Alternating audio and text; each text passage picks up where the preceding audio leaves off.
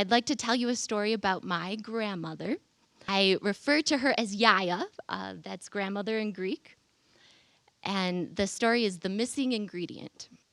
Now, that last Christmas at Yaya's, none of us wanted to go into the kitchen.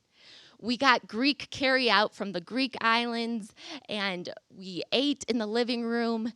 And when we were done, Yaya stood up and said, "I'll get the pudding." But we all knew there was no pudding, but Yaya didn't know that. And Mom tried to settle Yaya down, but she wouldn't be settled. So I asked, "Yaya, where is the recipe?" And she looked with those blank, smoky eyes. And I asked again, as if I enunciated well enough, I would know where it was. The recipe. But she still looked blank. And my heart sank.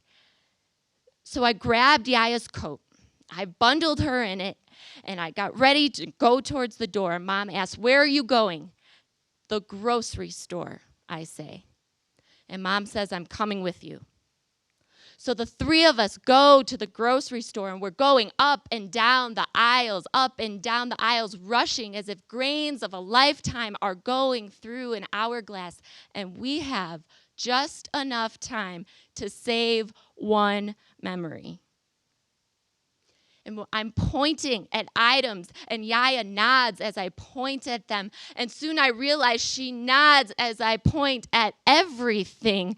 So I try to test her, and I point at chili spice. And she nods, and my heart sinks.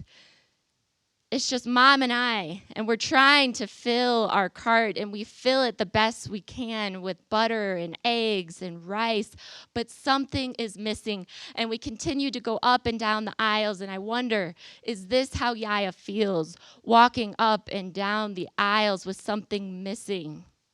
And Yaya takes a spoon, and she hands it out towards me, and I didn't want to take it, but she's waiting for me. And so I did. And as I stirred, Grandmother made plans for the next day to go to the other side of the mountain. And that day at dawn, Grandmother took her favorite shawl and she put it over her head and she tied it under her chin and she nodded. And I followed Grandmother out the door towards the path, and I asked her, "Grandmother, do you know the way?" "Yes, I do," said Grandmother, for she had taken her grandmother down this path.